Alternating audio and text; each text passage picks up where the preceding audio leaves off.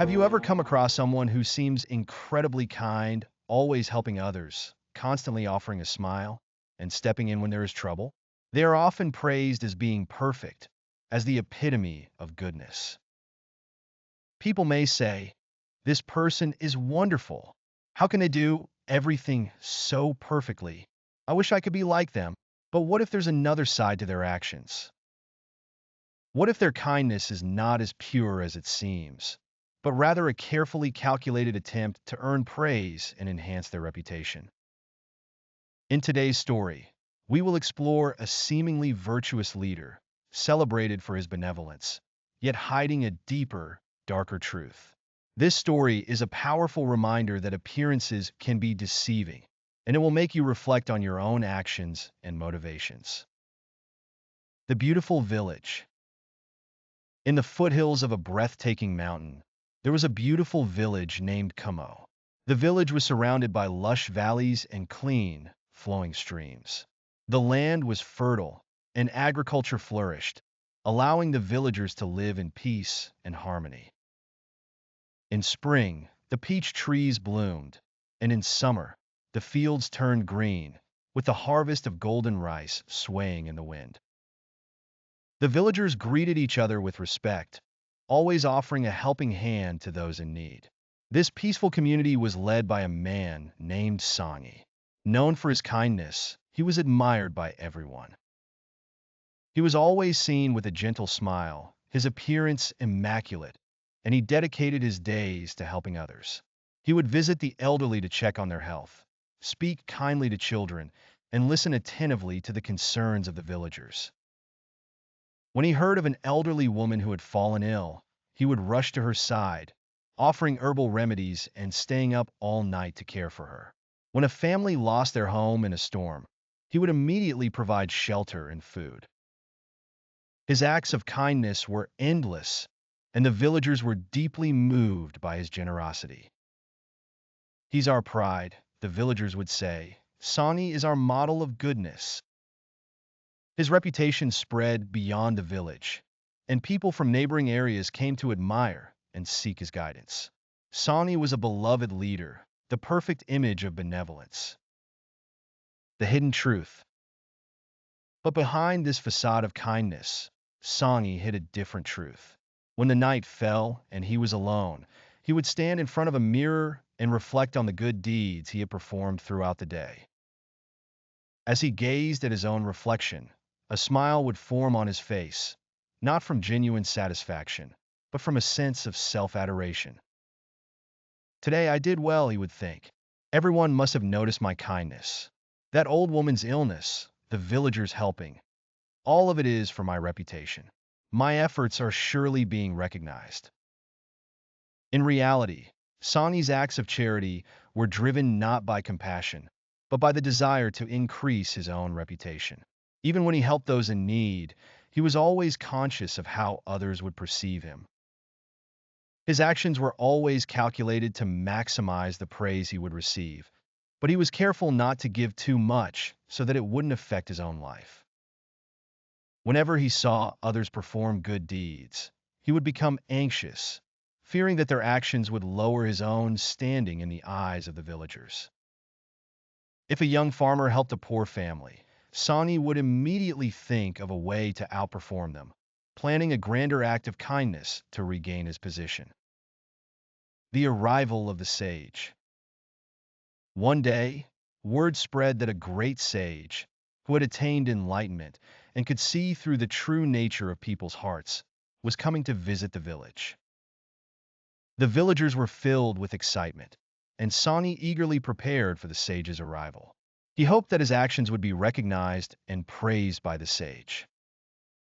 He arranged a grand welcome for the sage, preparing the finest foods, fragrant incense, and decorated seating.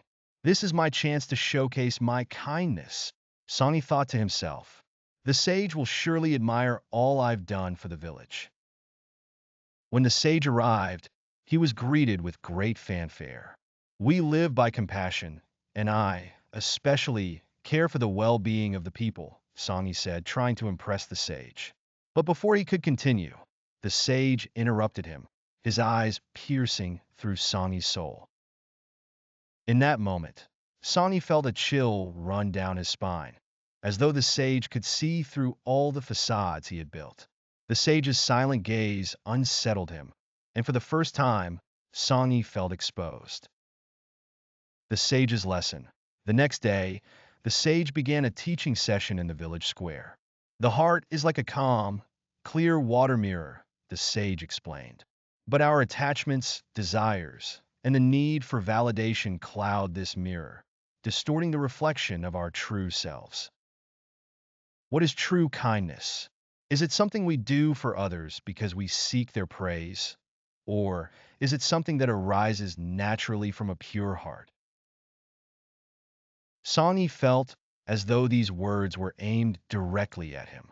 His heart began to race, and a sense of discomfort crept in as he realized that his acts of kindness had been driven by a desire for recognition, not from pure compassion.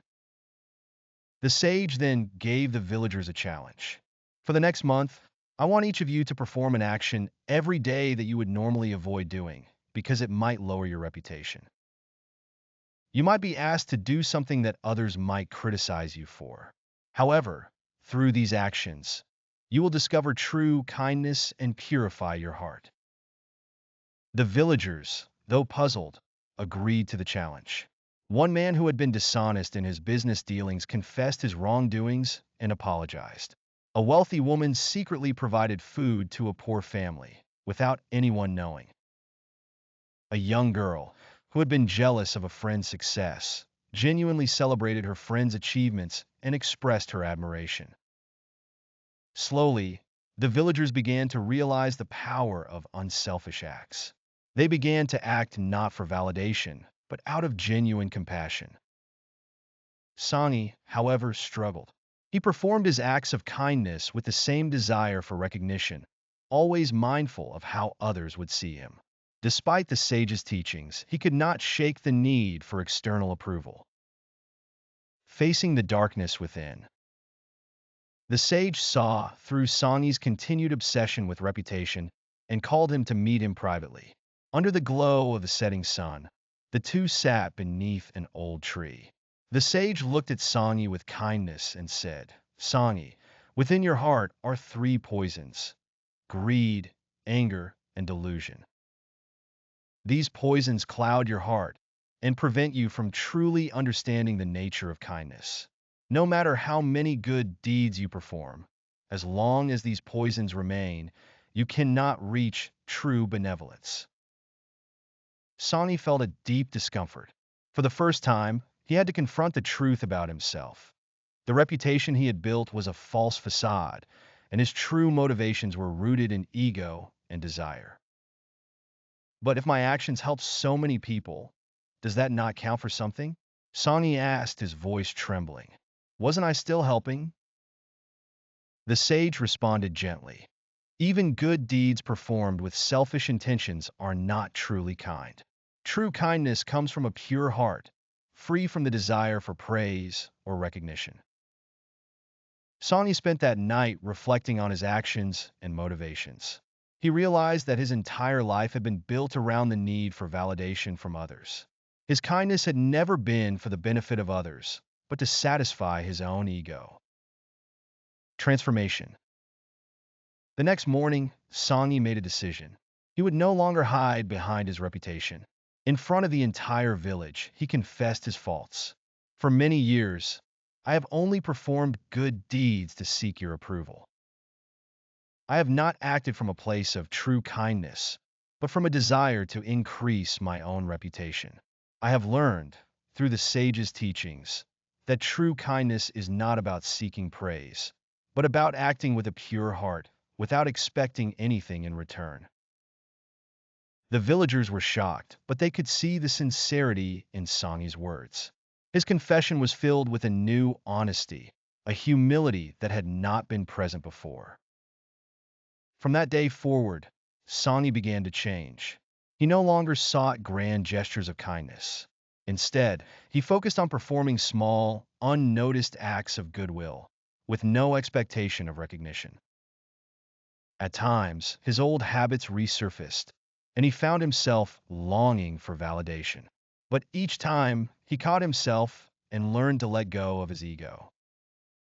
The village began to change as well. The villagers stopped performing good deeds for the sake of others' approval and started acting out of genuine compassion. The atmosphere in the village became warmer, filled with true love and understanding. Conclusion. As the sage prepared to leave, he imparted one final piece of wisdom. True kindness arises from a clear heart. It is not driven by the need for approval or praise, but from a deep, natural compassion. Remember this and practice it every day. Sanghi smiled, feeling lighter than he had in years. His heart was no longer burdened by the weight of his ego. He was finally at peace with himself, and he knew that the road ahead would be one of true compassion. This story serves as a powerful reminder for us all. We all have the tendency to seek validation and praise, but true kindness comes from a heart that is free of these desires. By gradually purifying our hearts and letting go of attachment, we can move closer to genuine benevolence and create a more compassionate world around us. Thank you for watching. If you found this video meaningful, please consider subscribing to our channel. Let's continue exploring the wisdom of Buddhism together and let it guide us toward a brighter, more fulfilling life.